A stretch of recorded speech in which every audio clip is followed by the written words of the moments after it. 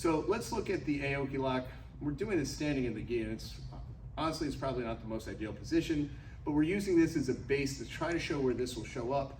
And then again, in the gi, we could get this a little bit more caught than in no gi, but you'll see where all these things kind of tie together. So we're using like this reverse De La Riva position, and we already saw before how we attack the estima, but we also know out of this position with reverse De La Riva, if we end up moving this all the way back to the other side, Brandon's going to change this to like a De La Riva hook and be able to look to off balance me from here, or could even look at going to like an R guard position. We're not doing anything with the upper body grips as well, so just please be aware he's probably doing something to address my posture or grips to force one or both hands to the mat.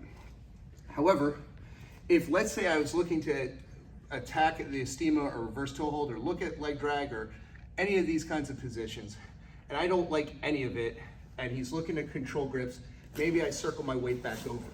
Now, if I'm able to do that, and I feel that De La Riva hook going low, you'll see as he goes to bring this low, I'm able to kind of take this and shoot this through.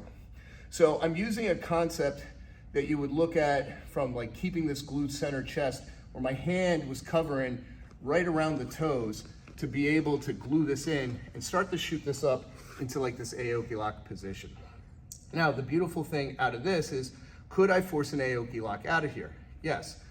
The other side of this though is I'm forcing all the weight to this side from here. So now if Brandon tries to move and he tries to turn back into me, he'll feel that there's a lot of pressure that's starting to go in on the foot. I haven't driven all the way back yet. I have the ability to have a shadow hook, but I also have the ability now to control posture too.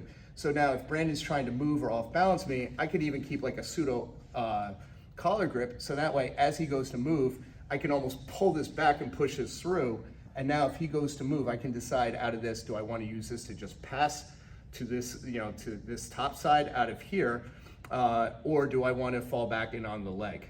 Because the nice thing about this is that if he goes to extend his legs towards me right now, do you feel more pressure going into the Aoki Lock? So again, more often than not, you're going to see the Aoki Lock coming from like a shadow hook or using Ashi entry out of this, but we're taking a similar concept of, well, we used the estima to attack off a reverse De La Riva. Well, if I'm going into the headquarters position, but I can go ahead and stop this foot from coming down to this hook, and I make this cross grip, I'm able to feed this arm through and glue his heel inside of my chest. What grip do I need to make? You can make multiple grips. If you're somebody that prefers like going rear naked choke grip, you could do that. One of my favorite ones that I really like is to maintain the position is using like the gun choke grip from Samuelson, where you're going to grab the front of your forearm and just cover the ankle from this position, because if he goes to boot me away right now, he'll tell you that he feels a lot of pressure going in on this. The cost of me doing this though, is I have nothing to be able to kind of start to address and control posture, or if he goes to make a cross grip on me or pull me towards him, now I want to be able to use something to be able to keep some weight out of this. The other nice thing about the setup is we can go ahead and switch the grips back through, but he's really limited in a lot of the options. This is more that I would use from this position, more as I'm using it to pass, because out of here, do you feel you can really move out of a lot of these positions?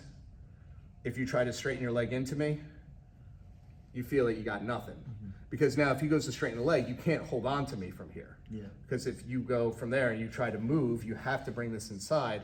Now I can just decide where I want to move out of this. Last thing with this, let's say I wanted to still turn this almost into like a pseudo toe hold-ish variant of an Aoki Lock. Well, now think of this like almost like I'm in a rear naked choke. Well, I tuck my elbow in, and now I start hitting like this rotational kind of finish, and I start pulling my elbow back towards my hip and I circle around. You feel that more in the top of the foot. So again, we're going from getting like the thumb up towards me, like an arm wrestling position, to tuck my elbow in towards my hip, and then I'm rotating away like we would see in a great rotational rear naked choke finish.